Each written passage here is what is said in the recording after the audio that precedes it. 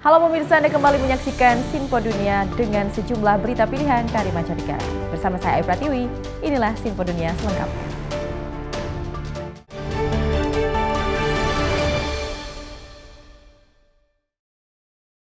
Kita ke informasi pertama pemirsa, negara-negara Asia Tenggara termasuk Indonesia menjadi kawasan paling resilient dalam menghadapi bencana. Indonesia mendapatkan skor tinggi dalam persepsi kepedulian tetangga dan pemerintahan, namun masih perlu meningkatkan upaya adaptasi perubahan iklim. Kalau biasanya ketangguhan masyarakat diukur dari infrastruktur pencegahan bencana, indeks resiliensi mengukur aspek-aspek sosial. Indeks ini memetakan kesiapan diri dan rumah tangga, serta persepsi akan kepedulian tetangga dan pemerintah. Dalam indeks ini, banyak responden Indonesia percaya tetangga dan pemerintah peduli pada mereka dan akan membantu jika terjadi bencana. In Indonesia, that is 33%. It's a third of people. That might not sound like a lot, but there's only 6 countries in the world that score higher. We ask people how much that they think their neighbours care about them and their well-being, because this serves as an indication of how likely people are to act as first responders in their community and support each other if a disaster strikes. And on that metric, over 50%, over half of people in Indonesia say that their neighbours care about them. Selain Indonesia, negara-negara tetangga seperti Filipina, Vietnam, dan Kamboja juga memiliki skor tinggi. Meski begitu, Indonesia ketinggalan dalam hal sistem peringatan dini bencana. Indonesia, that rate is about 50%, but that is a bit low compared to Southeast Asian peers, where it's more in the region of 70-75%. Pemahaman resiliensi ini dianggap penting, mengingat Indonesia masuk kawasan rentan bencana. Badan Nasional Penanggulangan Bencana atau BNPB mencatat 1.044 kejadian bencana dari Januari hingga Juli 2024. Banjir dan cuaca ekstrim jadi kejadian terbanyak. Namun, adaptasi perubahan iklim menemui sejumlah kendala. Pakar ekonomi lingkungan UI saat menghadiri konferensi iklim di Maryland mengungkap belum ada kesepahaman antara kalangan peneliti dan pembuat kebijakan. Dalam kepalanya tuh adaptasi berbeda-beda, dan setiap setiap lokasi itu juga tantangannya berbeda-beda. Jadi itu yang justru kita harus angkat, di tiap daerah itu beda-beda tantangannya ketika dia mau dibungkus dalam konteks nasional, sebenarnya apa nih yang jadi prioritas seperti itu. Sementara itu dalam kesempatan yang sama, pakar dari Bank Dunia mengatakan kelompok rentan seperti masyarakat miskin dan kelompok disabilitas akan lebih terdampak oleh perubahan iklim. Karena itu dia menyerukan perhatian khusus kepada kelompok-kelompok ini. Entah itu gender, apakah dia perempuan atau laki-laki, karena perempuan biasanya lebih rentan. Kemudian ethnic groups, misalnya orang-orang yang dari ethnic minorities, seperti masyarakat adat, karena secara historis mereka juga kelompok masyarakat yang memiliki sedikit akses terhadap basic services, mereka akan lebih kecil kemampuan adaptasinya terhadap perubahan iklim. Berdasarkan studi Kementerian PPN Bappenas, akibat dampak perubahan iklim, Indonesia berpotensi mengalami kerugian hingga 115 triliun rupiah pada tahun 2024. Dari College Park, Maryland, Rio Tuasikal, VOA. Di era digitalisasi, kini penipuan semakin canggih menggunakan aplikasi ponsel yang kemudian mencuri data pribadi. Hingga pengguna teknologi kecerdasan buatan ataupun AI terkini, akibatnya warga Amerika Serikat rugi hampir 9 miliar dolar. Baru-baru ini warga California yang hanya ingin diidentifikasi sebagai Shirley ini menerima telepon dari nomor telepon cucunya. Setelah dia angkat, ia mendengar suara persis suara sang cucu dan mengaku baru kecelakaan. And he said, "Grandma, I broke my nose." Was of course very shook up. Shirley lalu mendengar suara orang lain yang mengaku sebagai pengacara cucunya. Pertama, ia meminta $9.000 agar cucunya tidak dituntut korban kecelakaan. Setelah diberi uang ini, penelpon minta uang $5.000 lagi karena katanya korban mengalami keguguran. I was hysterical almost. I cried. This lady had lost a baby and that my grandson was going to be charged with murder. Shirley baru tahu bahwa semua ini hanya bohong setelah uangnya terkuras $14.000. I think it's absolutely shameful. They need to be caught because they're hurting so many, especially older people. Penipuan yang dialami perempuan 89 tahun ini ditengarai menggunakan kecerdasan buatan atau AI untuk meniru suara cucunya dan juga teknologi untuk menyamarkan nomor telepon sehingga serupa dengan nomor sang cucu. Menurut Komisi Perdagangan Federal atau FTC, ada sekitar 2,4 juta pengaduan soal penipuan sepanjang 2022. Penurunan signifikan dibandingkan angka pada 2021, tapi jumlah kerugian melonjak sekitar 44% ke angka 8,8 miliar dolar. Salah satu modus lain penipuan online adalah menggunakan aplikasi ponsel. Scam apps can come in a lot of forms. They could be disguised as a game. Lately, we've been seeing ChatGPT-themed scam apps. And the scam could be looking for lots of different things. It could be looking for your personal information. It could just be looking for money. And it could be just looking to fleece consumers, making them pay subscriptions that they just don't need. Satu cara menghindari penipuan dan pencurian data adalah jangan sembarangan memberi akses pada aplikasi baru pada data di ponsel. It may want access to your location data or to your contacts. Google Maps really does need to know your location when you're using it, but maybe that little game that you play to waste time, it doesn't really actually need that information. Belum lagi bila ada aplikasi yang meniru aplikasi lain. Knockoff apps, it's just like a knockoff purse or any other kind of cheap copy. You know, maybe it'll just be a little bit different.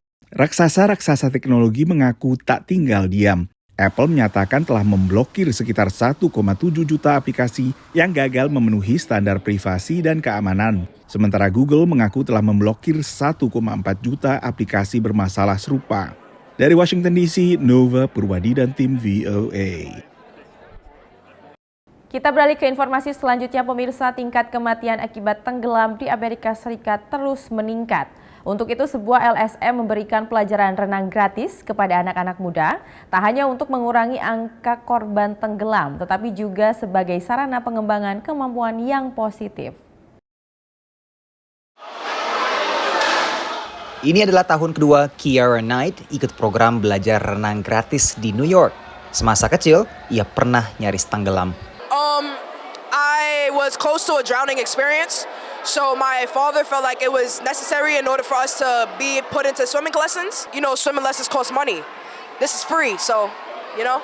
Kiara, 21 tahun asli dari New York. Dia jadi salah satu peserta kelas intensif 6 minggu LSM bernama Rising Tide Effect yang menawarkan kelas renang ke komunitas kurang terlayani di kota New York. Kematian akibat tenggelam bertambah sekitar 500 orang setiap tahunnya dari 2020 hingga tahun 2022. Jika dibandingkan 2019, menurut Badan Pencegahan dan Pengendalian Penyakit Amerika Serikat, CDC, Kate Cross dirikan Rising Tide Effect untuk kurangi angka ini. And as a New Yorker, it breaks my heart. It makes me sick that people are out there dying in rip currents because they don't know enough not to go in them. Murid Kate juga dapatkan manfaat lain selain renang di kolam publik. Tuesdays and Wednesdays we swim here in the pool, and Thursdays we go to the Beach 67 to learn how to surf and stuff, and learn how to like be immune to the ocean water instead of the pool water, because the pool and the ocean are two different things. Organisasi Kesehatan Dunia PBB WHO sebut setiap jam rata-rata 26 orang meninggal karena tenggelam. I do think that one of the reasons for, let's say, a relative lack of engagement with drowning to date is simply because it's not really widespread knowledge that drowning is as big of a problem as it is, and B is as easily preventable. Bagi Kiara Knight, pengalamannya di Rising Tide Effect tak hanya soal meningkatkan kemampuan renangnya, namun juga kemampuan lainnya. Being here, you're open to a lot of opportunities. Here, we're getting our CPR and our first aid certifications. Not a lot of us are able to get that nowadays, without having to pay any money. Program ini menyasar anak-anak muda dari kawasan rentan di kota New York. A lot of the youth, especially the ones that are in our groups, who are coming from really intense gun violent neighborhoods, need to have access to this piece. And if they can just experience the joy in the pool, the way I do, the way my colleagues do, then maybe they're going to want to pursue a career related to the water. Berdasarkan data dari Pusat Pengendalian dan Pencegahan Penyakit Amerika Serikat CDC, menyebut penyebab kematian utama dari anak-anak usia 1 sampai 4 tahun adalah tenggelam. Sementara data dari USA Swimming Foundation menyebutkan bahwa rata-rata anak-anak yang berasal dari kalangan ekonomi ke bawah tidak memiliki kemampuan untuk bisa berenang. Dari Queens di kota New York, saya Randy Wicaksana, VOA. Pemirsa, Amerika Serikat berupaya mengubah tempat pembuangan sampah menjadi sumber biogas untuk menghasilkan listrik. Warga menyambut proyek ini karena menciptakan lapangan kerja dan mengurangi masalah kelangkaan listrik. Beberapa bulan lalu, tempat pembuangan sampah ini sangat merusak pemandangan dan mengeluarkan bau busuk di udara. Tapi kini tidak lagi. Perusahaan lokal bernama Geo Pomona Waste Management mencoba mengubah tempat ini menjadi sumber biogas dan listrik. Sejumlah warga dari kota terdekat ikut menjadi pekerja untuk membangun proyek ini. Projekti ino iri kundibatsira zvikuru nekuti semugari wemunyika ino yeZimbabwe ndiri kukwanisawo kuti ndiwane basa, ndiri kushanda, ndiri kukwanisawo kuchengeta mhuri yangu kuburikidza neprojekti inoyi. Proyek ini akan memanfaatkan mesin pengolah untuk mengambil sampah organik dan mengubahnya menjadi biogas yang kemudian digunakan untuk menghasilkan listrik. Menurut perusahaan Landforce Energy, biogas punya banyak manfaat tapi memerlukan investasi cukup besar. Biogas is that it's a renewable energy source. Also, you can do many things like cooking, brooder heating, as well as harvesting an organic fertilizer, which then replaces the use of chemical fertilizers. The disadvantages, the initial investment costs, and also the need for continuous monitoring and maintenance of the digesters. Menurut salah seorang insinyur energi limbah di Geo Pomona Waste Management, proyek ini akan bisa menyelesaikan masalah tempat pembuangan sampah raksasa di Harare yang menjadi penyebar penyakit. After that, we drill biogas wells, which will extract biogas from the waste, organic waste, which was underneath, which degrades and produces biogas.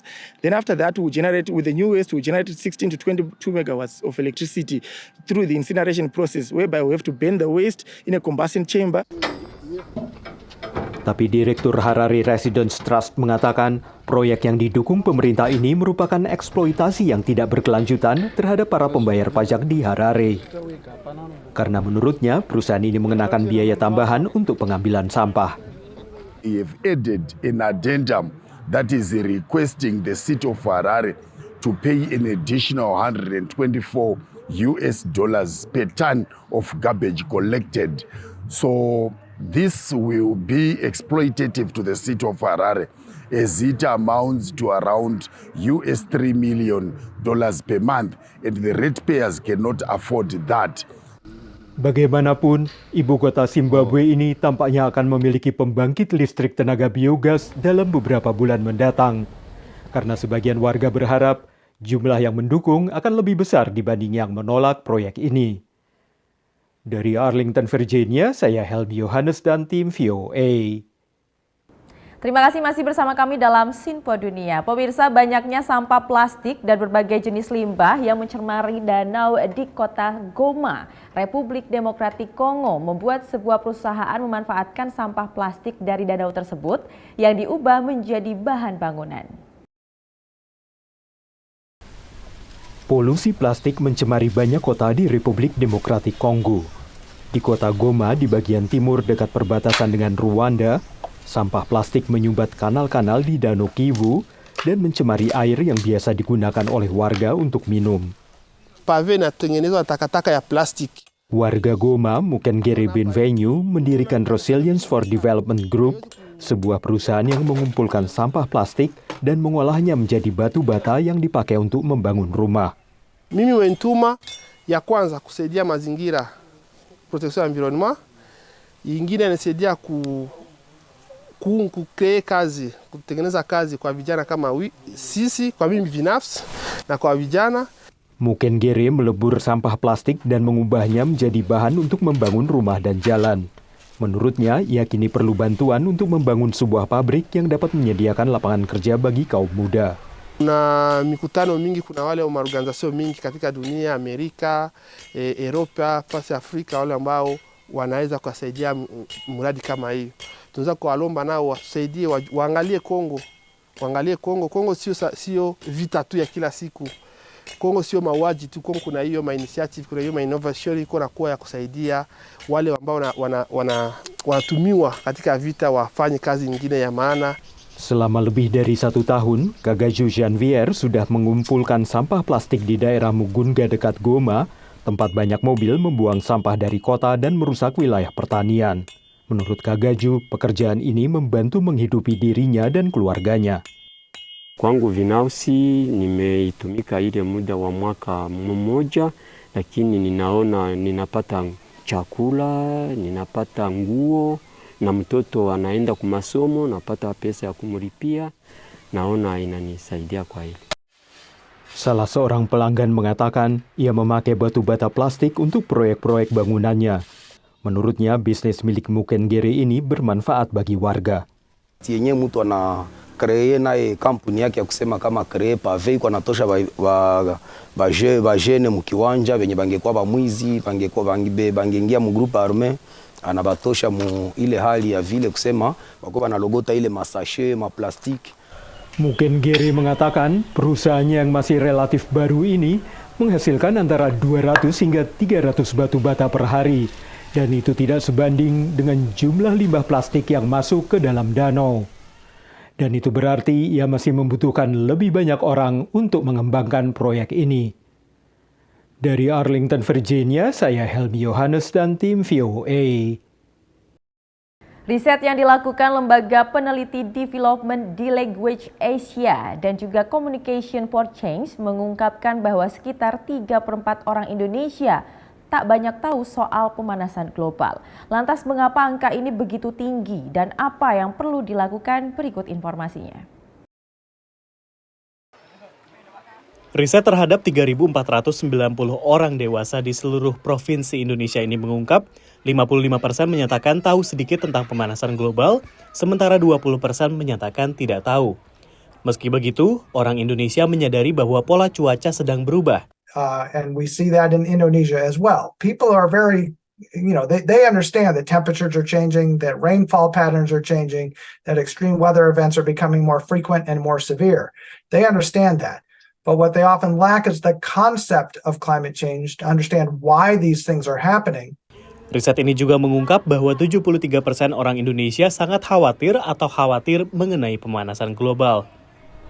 Sementara itu, riset lain dari YCCC mengungkap bahwa Indonesia yang masuk ke dalam 15 besar negara penghasil emisi terbesar di dunia ternyata memiliki posisi bontot dalam jumlah warga yang menganggap perubahan iklim sebagai ancaman serius, yakni hanya 27%.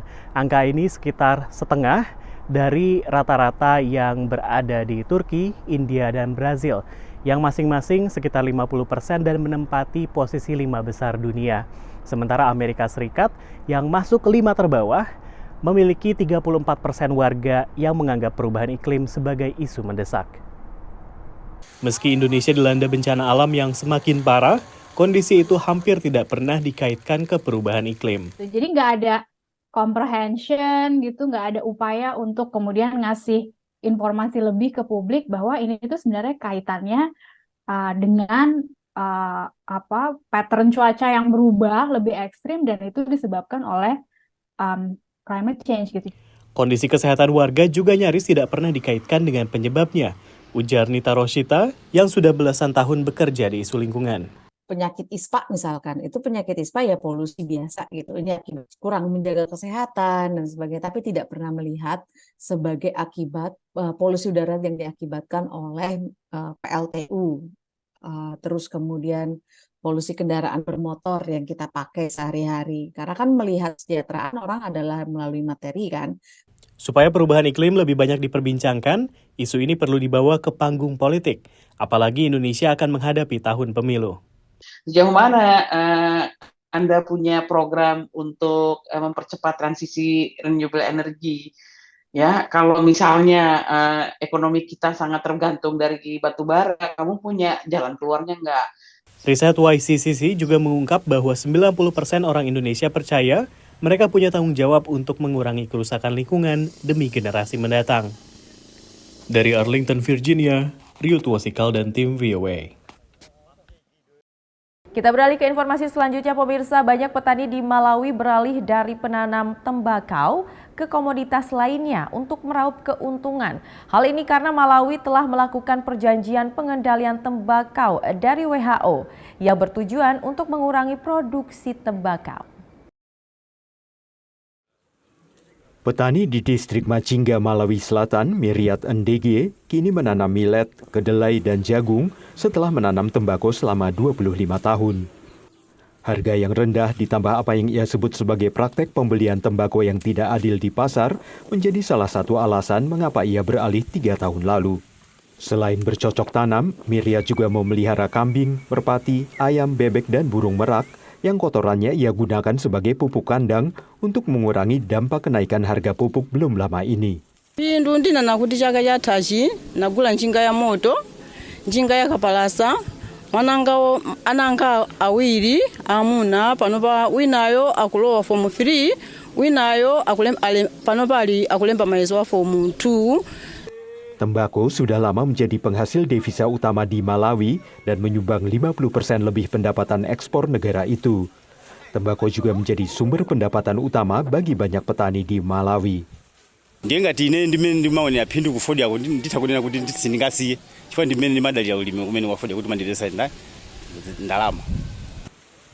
Namun kampanye anti rokok WHO mengatakan pertanian tembakau menimbulkan risiko kesehatan parah bagi para petani karena mereka bisa menyerap nikotin yang setara dengan merokok 50 batang sehari. Tahun lalu pemerintah Malawi mengambil langkah penting yakni meratifikasi perjanjian konvensi kerangka kerja WHO tentang pengendalian tembakau yang menganjurkan pengurangan produksi tembakau. Menurut sejumlah petani yang kini menanam kacang-kacangan, tantangannya adalah kurangnya pasar yang berkelanjutan bagi hasil panen mereka. Nthawi zambiri soya amavuta misika mdera la kwathu kuno.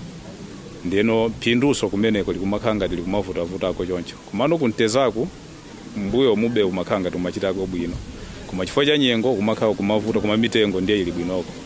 Kusiyana ndi Pakar pertanian mengatakan ada harapan bagi para petani ini setelah sebuah perusahaan manufaktur lokal belum lama ini mengumumkan rencana membangun industri ekstraksi minyak kedelai di Malawi dalam 6 bulan ke depan.